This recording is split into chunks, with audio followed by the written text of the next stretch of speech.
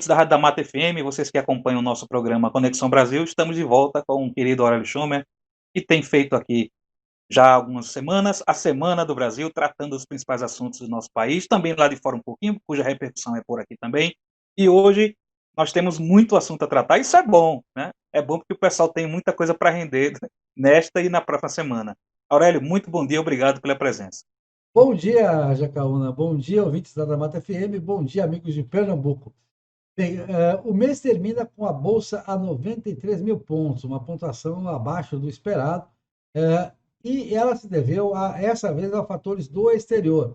E esses fatores a gente vai comentar mais adiante, que é a chamada segunda onda do Covid na Europa, e que levou o governo Macron a estabelecer, não um lockdown, estão exagerando, mas estabelecer um bloqueio nacional na França, aquela retomada daquelas medidas que tinham sido abandonadas na Europa, de contenção das pessoas ficarem em isolamento.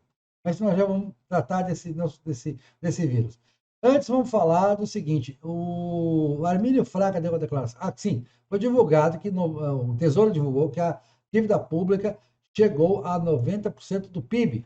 E o Armínio Fraga tinha declarado durante a semana que os países, a Europa, o Japão, os Estados Unidos, os bancos centrais desses países, fazem o que querem, podem passar muito do limite de 100%, desse limite que seria considerado prudencial de você dever mais do que um ano de produção, porque o PIB é um PIB de um ano, em dívida pública, mas que o Brasil não podia se dar esse luxo.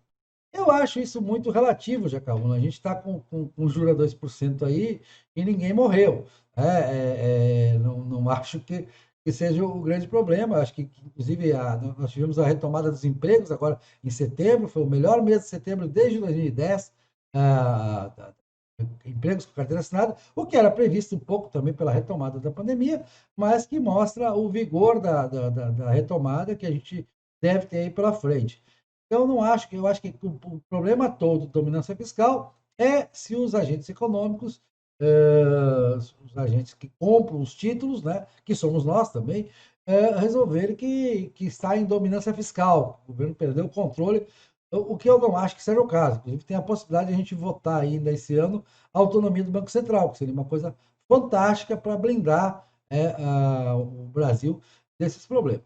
Agora, sempre digo o seguinte: se tiver que ter um pouquinho de inflação, ou um pocão de inflação, para resolver o que a política não resolve, se esse ano não se votar reformas, não se votar uma regra fiscal muito boa para 2021, que é a intenção do ministro Paulo Guedes, mas não de todos os setores do governo, a gente está tendo essas briguinhas aí dentro do governo, elas são muito por causa disso, por causa desses dois pontos de vista, se tem que ter essa rigidez fiscal ou não. Eu sempre sou pela austeridade, porque a austeridade hoje é a garantia de um amanhã melhor, qualquer família sabe disso, e isso para mim vale para um país sim.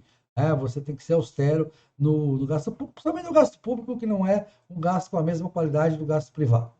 Por falar em gasto privado, uma das grandes polêmicas da semana em torno da chamada privatização do SUS, né? A gente viu gente que passa longe de posto de saúde aí postando no Facebook em defesa do SUS, né?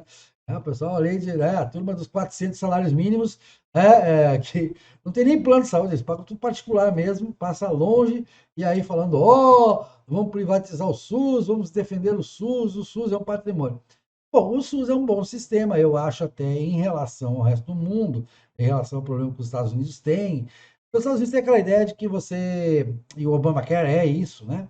De que você tem que pagar plano de saúde para todo mundo. Então, tudo é privado, né? Menos o hospital de emergência. A única coisa que os municípios e os estados lá mantêm é hospital de emergência, aquela hospital de pronto-socorro. Né?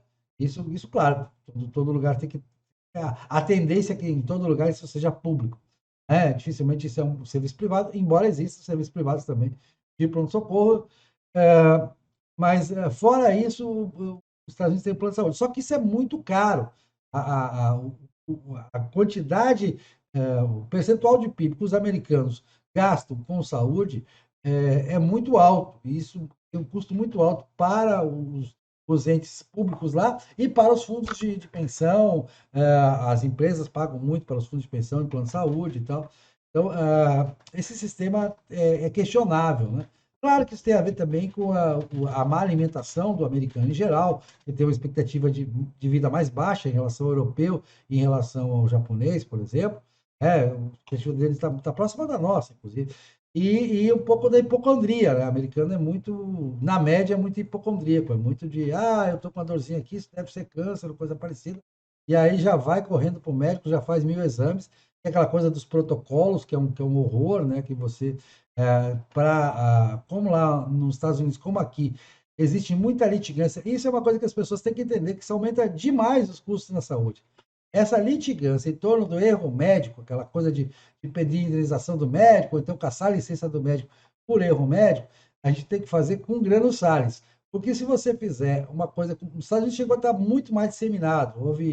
Já deram uma moderada porque não dava para aguentar.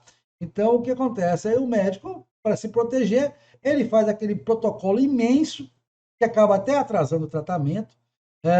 Ele pede exames que não pediria normalmente, para se precaver de qualquer acusação, de qualquer litigância em torno do atendimento.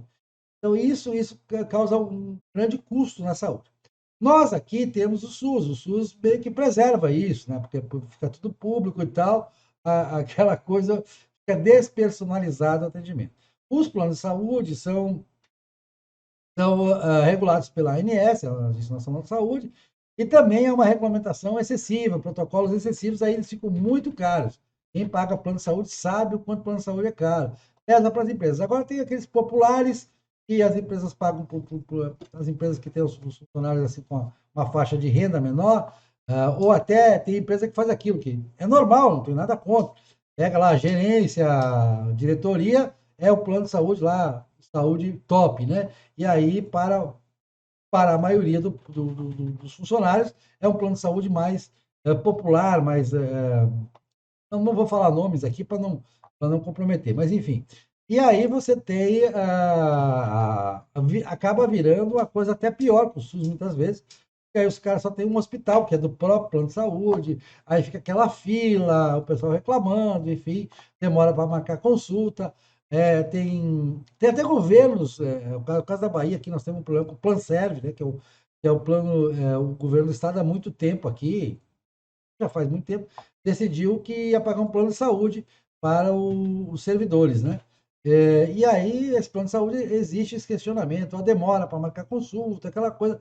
Então, se o plano de saúde ficar muito barato, com essa necessidade de protocolos que a ANS põe e da necessidade de cobrir tudo, isso acaba ficando muito caro, ou então fica o serviço a desejar. E esse é o grande dilema. O SUS é caro, por usuário é caro. Ele geralmente o dinheiro é mal administrado, a gente vê isso. Em pequenos municípios isso é patente, né? A gente vê hospitais sem a mínima condição, aquela coisa horrível que a gente sabe o atendimento, e aquele negócio que a primeira providência é a ambulância. Pega qualquer coisa, bota dentro da ambulância e leva para a capital do estado, leva para os grandes centros, para Recife, para Salvador, para Fortaleza, para São Paulo, para o Rio. E aí chega na chamada grande complexidade, que são os grandes hospitais. E vamos contar o seguinte: para a renda do Brasil, para as condições do Brasil, não acho que seja o fim do mundo.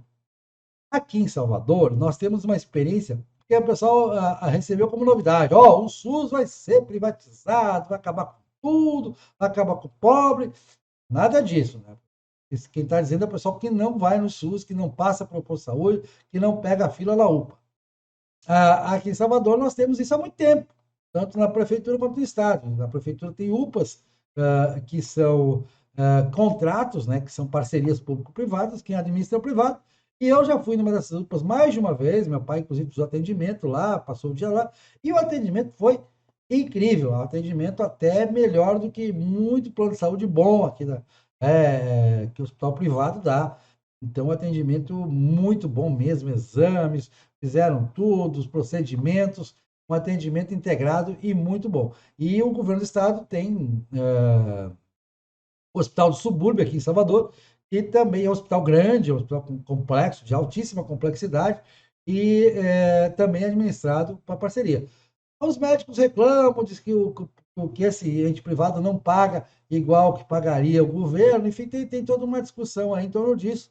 Eu não vou entrar nos pormenores, mas o fato é que funciona e a avaliação da população é de que o atendimento é melhor do que nos hospitais públicos diretos.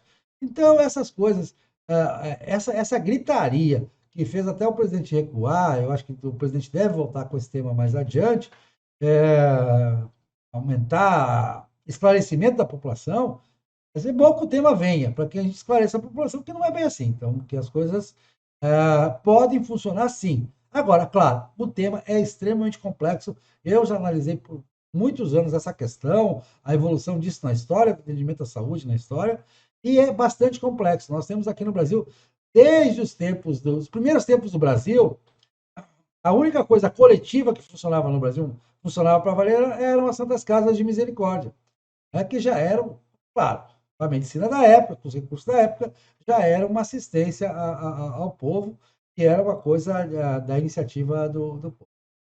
Bom, então essa questão do SUS, você tem alguma dúvida ainda, Jacaúna?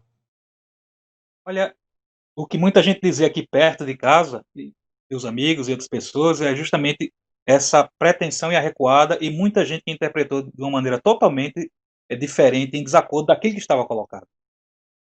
Exato, porque vem esse povo, rapaz, esses artistas da Globo, assim, vem pro Facebook e faz aquele, vão acabar com o pobre, como se eles conhecessem pobre, né? Como se eles soubessem o que o pobre vive, né? É o pessoal completamente descolado da realidade, é o que diz a Chia Basílio, que o nosso poeta aí da Paraíba sempre e disse na minha entrevista, como a nossa chamada elite intelectual, como aqueles altos escalões lá do Rio e São Paulo, desconhecem o povo brasileiro, são completamente avessos a conhecer a cultura do povo brasileiro, da grande maioria.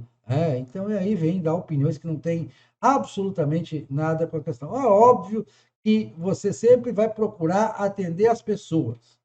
Saúde é uma coisa que todos os governos do mundo, no mundo inteiro, seja capitalista, socialista, isso não importa. Todos tentam atender da melhor maneira possível. Existem mil maneiras de gerir isso. O SUS hoje está caro e é ruim, na maior parte dos casos. Tá? Para um país pobre, ele está muito caro. Tem a questão dos protocolos, tem isso, tem aquilo. Tem modelos. Vamos ver os modelos. Agora, ninguém questionou em momento nenhum, aí você veja, né, Jacaranda, como a desinformação, a maldade. Ninguém disse vamos acabar com o SUS, o atendimento vai deixar de ser universal, nada disso. Nada disso foi cogitado. O que se cogita é o que já existe em alguns lugares, como em Salvador. É a parceria pública-privada na prestação direta do serviço, do serviço e hospitais públicos, UPA pública, posto de saúde público. Não é nada além disso. Eleição para prefeito? Vamos lá? Isso, vamos seguir porque está pegando fogo por aqui. Aí no Recife é que eu estou dizendo. Semana passada eu falei aqui, né? Mendoncinha vai cair. Você está com 16, foi para 13 agora no Ibope, já é o quarto colocado. A Marília continua no mesmo lugar. Patrícia deu uma subidinha, pegou uns votinhos do Mendoncinha. E aí a dúvida agora se João Campos ganha o primeiro turno ou não. Ainda não está desenhado esse cenário. O cenário mais provável, por enquanto, é segundo turno. E eu acho que esse segundo turno tudo se encaminha porque esses votos do Mendonça ainda vão desidratar mais, e eles tendem a ir para a delegada Patrícia, para o segundo turno com a delegada Patrícia. Um detalhe interessante, uma comparação interessante, que a gente compara Alexandre Calil lá em Belo Horizonte, que é mais favorito do que nunca, já está com 3 vezes a soma dos outros candidatos. O Bruno Reis aqui em Salvador, que é o candidato a Neto, que também está com uma maioria absoluta mesmo, ele ganha até da soma do não sabe, não respondeu, do indeciso, do nulo, do branco, leva tudo de roldão.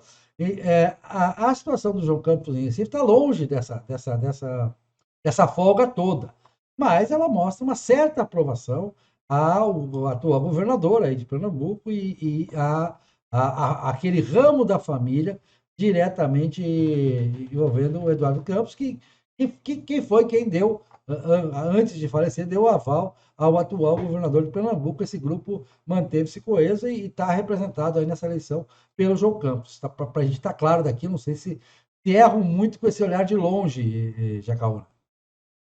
Então tá muito parecido com o que nós temos aqui mesmo. O cenário é esse que nós estamos vendo. Agora eu vi uma frase ontem, né, atribuída ao presidente, já, porque o presidente estava em São Paulo, se encontrou com o Russomano e foi falar da eleição do Rio, falou que o Paes é um bom administrador, eu não tenho dúvida, o presidente acerta ao dizer que o Paes é um bom administrador, e eu acho que ele deve se envolver o mínimo possível com Crivella, porque Crivella é hoje um cadáver insepulto na política, depois daquela quebra de contrato que ele fez lá, aquela pataquada que isso, inclusive, afetou toda a área de infraestrutura, o ministro Tarcísio está enfrentando problemas aí, pelo que o Crivella fez, a gente já falou disso, a STJ tirou a segurança jurídica a partir de uma ação do Crivella lá, absurda lá no Rio de Janeiro. Então, o Crivella perdeu a credibilidade e por tantas coisas que ele andou fazendo, então acho que o presidente não tem que se ligar. O presidente Luiz Lima lá deveria ter falado dele, que eu, como um deputado que apoia o presidente, então não tem problema nenhum. E o Paes é aquela coisa, o Paes não está aí nessa briga de presidente ou não tá nacionalizando a eleição. Em São Paulo, o Russomano resolveu nacionalizar a eleição, mas o Russomano é outro que está caindo pelas tabelas, não para de cair, vai cair mais. É o cavalo paraguai mesmo, de todas as eleições, ele continua repetindo a mesma coisa, fala bobagem, como falou essa semana, não vou nem dizer o que ele disse, que é coisa que não se diz, que é coisa que não, eu não gosto nem de mencionar isso, de tão feio que é. Então, o presidente, eu acho que não deve colar a imagem. Agora, também isso não tem importância quase nenhuma, Jacaúna. Porque, veja, se a gente lembrar, em 2008, o Lula estava no auge da popularidade. O Lula perdeu a eleição em Salvador, o Lula perdeu a eleição em São Paulo, para prefeito. Né? Perdeu a eleição em vários lugares, em várias prefeituras aí. Significou alguma coisa para a popularidade dele como presidente? Não. Teve alguma influência na eleição de 2010? Nenhuma. Então, isso não é o fim do mundo, que ninguém veja a eleição. Já disse isso aqui. Ninguém nacionaliza a eleição municipal, o presidente também não deve nacionalizar, o presidente deve se manter, claro, sempre abraçar um aliado é abraçar um aliado, não tem nada de errado nisso. Mas dizer que essa frase atribuída a ele, que eu espero que não tenha sido dita, nós vamos ganhar a eleição em São Paulo e no Rio, indicando que isso seria Russomano Crivella, eu acho que ele devia estar falando, brincando, alguma coisa, porque não, eu já disse aqui que ele não deve fazer isso. Né? Bom, a gente está terminando o tempo e temos ainda a eleição americana, né? Exato. A eleição americana, ela vem antes da nossa, 2 semanas antes quase da eleição, e eu acho que ela vai para o tapetão, porque tem muito voto para ocorrer, parece que 40% da votação vai ser para ocorrer, 40% já teriam votado. O negócio é sério. Nos Estados Unidos a situação é muito séria, essa questão da votação pelos correios, porque está dando uma judicialização geral desses votos aí, porque tinha o voto secreto não tinha e tal.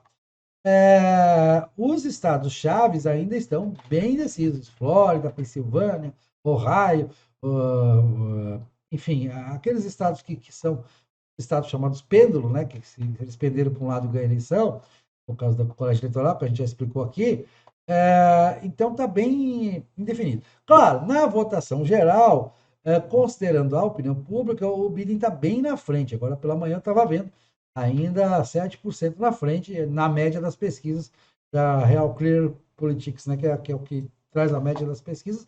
Nas bolsas de apostas, também vi agora pela manhã, está mais ou menos 60-40, um pouquinho melhor para o Biden. Assim. Então, o Biden é o favorito para os analistas políticos dos Estados Unidos e para os apostadores das bolsas de apostas. Mas não é aquele favorito, 60-40 não é um favoritismo que a gente não possa ter a mesmo resultado de 2016, porque essa questão do voto envergonhado está cada vez mais forte, esse voto que se dá na urna, e que não, a pessoa não diz na pesquisa, né? A TV liga, por que você vai votar? O cara diz, não, não sei, preciso. Ou então diz que vai votar no Biden, mas vai votar no Trump, porque ele não quer Multidão dizer. silenciosa, né? O cara não quer dizer nem na frente da esposa que vai votar no Trump. Mas o pessoal aqui vai ficar pegando meu pé aqui, eu não vou nem responder, que tem gente ouvindo aqui, eu não vou dizer que eu voto no Trump. Então, isso a gente teve muito em 2016, a gente teve na eleição do Brasil também, nas eleições do Brasil sempre teve. Então, isso pode acontecer. Vamos aguardar só a terça-feira à noite aí para dar os primeiros indicadores. Quando começa aquele negócio, os americanos têm aquele negócio, né? A depender do estado, vai abrindo, né? Então começa pela Costa Leste, as aberturas, New Hampshire é o primeiro, se não me engano, e vai abrindo estado por estado, aí bem tarde da noite para a gente, né? Porque as principais abrem 10, 11, meia-noite aqui para a gente as votações. Mas os do meio oeste, que são os decisivos, em torno das 10, 11 horas da noite, você já tem as primeiras apurações e uma predição. Já vai dar para ver se vai ser uma eleição disputada voto a voto, como foi em 2016, ou se um dos dois dispara em votos no colégio eleitoral, deixando claro. Tá? Sim, voltando ficando nas questões internacionais, a questão da nova variante do vírus que estaria na Europa, que teria sido pego na Espanha. Bom, olhe, não sei, isso pode atrasar uma vacina, pode muito atrasar uma vacina, mas a gente está vendo o curso natural da doença na Europa mostra o seguinte: primeiro, que aquela tese da vitamina D parece que tem algum fundamento. Eu não estou dizendo que tem fundamento, gente, eu não sou médico, não sou virologista. Mas o fato é que, se você olhar as curvas dos países europeus, Itália, França, Espanha, Bélgica, Holanda, a Alemanha, você vai ver que ele começa lá em cima, lá em março, abril, daquele pico, e depois em julho, com o início de agosto, vai quase a zero, tanto o número de casos quanto o número de mortes. É a época do sol na Europa, é a época que as pessoas tiram férias, e também coincidiu com os governos abriram de geral, né? Abriram, o pessoal foi à praia na Europa e tal, houve uma abertura muito grande, né? A possibilidade de você ir para os bares, enfim, as pessoas tomarem sol e andarem ao ar livre e tal, e a gente não viu um surto. Agora vem a chamada segunda onda. O que é essa segunda onda? Aumentou muito o número de casos em relação a março e abril, mas isso tem uma explicação muito simples também, porque se aumentou a testagem, né? Hoje é muito mais fácil aplicar o teste, as pessoas estão mais testadas do que eram antes, né? Porque a facilidade de conseguir o teste, aqui também já é mais fácil conseguir o teste. Isso é um dos fatores que não dá para você ter certeza qual é o fator que levou a esse aumento do número de casos tão grande. Mas o número de mortes é bem menor do que em março e abril. Isso pode se dever também a diversos fatores. Jacaúna, isso mostra a grande incerteza que há em torno desse vírus.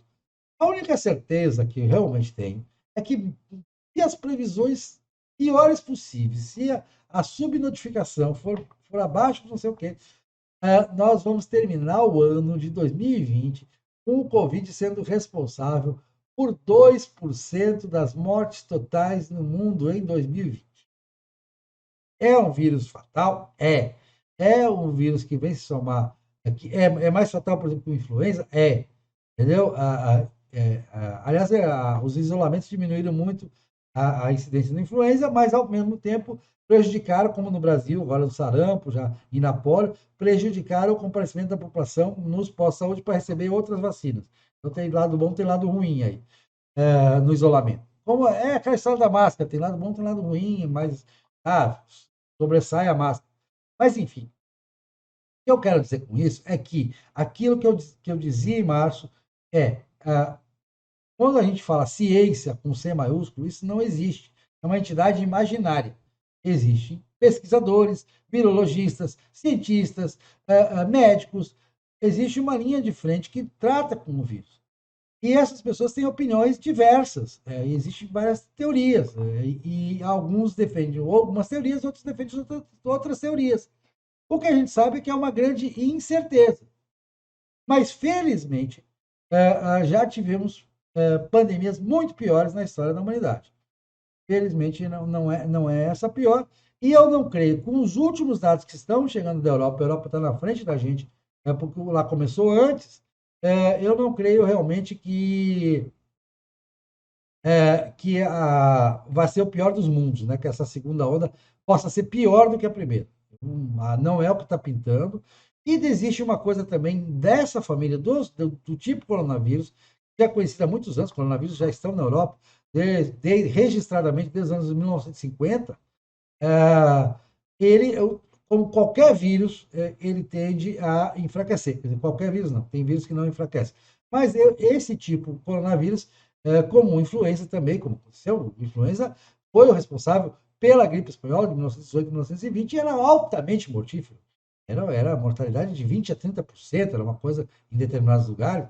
Então, o que aconteceu com o influenza? O influenza foi enfraquecendo com o tempo e hoje é responsável aí por 1% das mortes todo ano no mundo. E geralmente ele está ligado, como o Covid está ligado, à comorbidade, ou seja, aquela pessoa que já tem uma saúde debilitada, ela pega o vírus, a gente sabe disso, há muitos anos a gente sabe disso. Aqui, quando você pega uma gripe muito forte, a pessoa está lá com 80 e poucos anos, ela tem diabetes, tem isso, tem aquilo, tem doença cardíaca, e aí o vírus acaba desencadeando o óbito, né? E, infelizmente, tal, as situações de insuficiência, principalmente quem tem doença respiratória, quem tem uma tendência à insuficiência respiratória. Então, realmente, o Covid, ele aumentou as mortes, as internações e as mortes por insuficiência respiratória, mas pouco mais se sabe sobre o vírus. Eu ia falar sobre a Constituinte de Ricardo Barros, mas deixa para a próxima semana, né, Jacaúna? Isso, isso. Beleza, Mas, então. mas não deixa de citar sobre as suas fontes, onde você coloca suas informações, seus canais, Não, meios de tem uma comunicação. notícia muito boa essa semana, entrou no ar ontem, sexta-feira. Eu peço atenção do ouvinte, entre no YouTube, no YouTube é só digitar Aurélio Schomer, AurelioScho, dois M's, ER, e procurar minha página no YouTube, tem uma entrevista muito interessante, é um exemplo de vida com o irmão Lázaro que foi cantor do Olodum, foi famoso, e depois se meteu com drogas, ele perdeu tudo que tinha, viveu na sarjeta, morou na rua, indigente, ficou devendo para um monte de gente, tudo, perdeu tudo, realmente. E depois ele se encontrou na igreja evangélica, e se tornou cantor gospel, fez mais sucesso como cantor gospel, muita gente conhece as músicas dele em todo o Brasil como cantor gospel, e depois se elegeu deputado federal também para lutar contra a possível legalização das drogas. Ele tem centro de recuperações de drogados, ele trabalha muito com isso. Então, ele contando com emoção, com aquela voz especial dele, numa entrevista de 35 minutos, 37 minutos, toda essa história. Ele conta em detalhes, desde criança, quando ele começou a trabalhar, com 7 anos de idade, ele já trabalhava, porque o pai era muito rígido, ele queria ver se com aquilo ele acalmava a rigidez do pai dele. Então, não deixe de ir no YouTube, põe lá, Irmão Lázaro Pensa Bahia, é o título da entrevista, no meu canal Aurélio Show. Especialmente essa semana, essa recomendação. Maravilha. Aurélio, muito obrigado pelos esclarecimentos nessa nossa Semana do Brasil. E semana que vem continuamos tratando sobre A isso. gente já tem. Vamos lembrar da Constituinte aí, que é uma ideia, que é uma coisa muito boa para se falar, mas tem tempo ainda. Não vai acontecer nada. Não se preocupe o ouvinte que foi meio que balão de ensaio. Né? Grande abraço, Jacaúna e ouvintes.